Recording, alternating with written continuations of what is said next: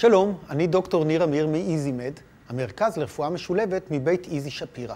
רציתי לדבר איתכם היום על הפרעות שינה בילדים ובמבוגרים. שינה נחשבת לתופעה מסתורית למדי. בעבר ייחסו לה תופעות מיסטיות, ובמקומות מסוימים אפילו קראו לה המוות הקטן.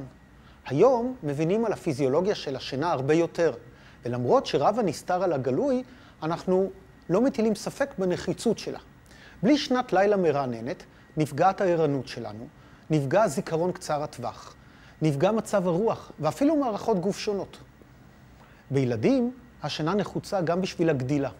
הרפואה הסינית טוענת שהשינה היא משך הזמן הדרוש לגוף כדי לרענן את מאגרי האנרגיה שלו. גם שינה של 8 שעות רצופות במיטה זה לא ערובה מספקת לכך שישנו טוב.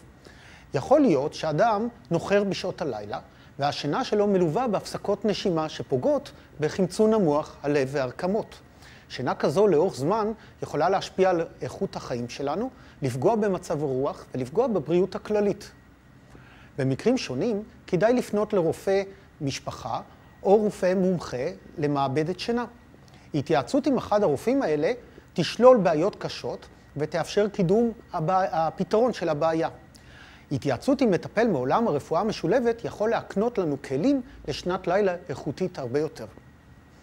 רבים מאיתנו מכירים את התופעה שבה ההורים בסוף יום עבודה מעדיפים לרוקן את המוח, לשבת מול המחשב או תוכנית שאהובה עליהם, ובאותו זמן הילדים שלהם עסוקים בעניינים שלהם, שגם אלה בעצם מחשב ותוכניות שאהובות עליהם. אבל אי הקפדה על שעות שינה קבועות יכולה להוביל להפרעות מאותן סוגים שדיברנו עליהן קודם. די אם נאמץ מספר המלצות מקובלות כדי שאיכות השינה שלנו תשתפר ועימה איכות החיים. למשל, זמן מיטה. אנחנו אמורים להגביל את הזמן שבו מבלים במיטה, מבלים במרכאות, אך ורק לשינה. לא צריך לכפות שינה בכוח. להפך, ככל שמתאמצים יותר להירדם, ככה השינה מתרחקת. לא רצוי להירדם מול טלוויזיה, ואין טעם אפילו להתאמץ לספור כבשים. זה רק מרחיק את השינה. לעומת זאת, הרפיה יכולה להועיל. לישון ולהקיץ בשעות קבועות. חשוב לשמור על שעות שינה סדירות. ולגבי פעילות גופנית, לא מומלץ לבצע פעילות פיזית מאומצת לפני השינה. עם זאת, מאוד מומלץ לבצע פעילות גופנית עד 2 שעות לפני מועד השינה. וכמובן, עוד המלצות רבות, אותן תוכלו לשמוע מהמטפל. אם נפעיל גבולות על הילדים שלנו או עלינו, נגלה שאיכות השינה שלנו משתפרת, ושאנו אף זקוקים לפחות שינה ממה שחשבנו. כיוון שהשינה שלנו תהיה איכותית יותר. נגלה שבמקרים רבים לא צריך להתערב תרופתית.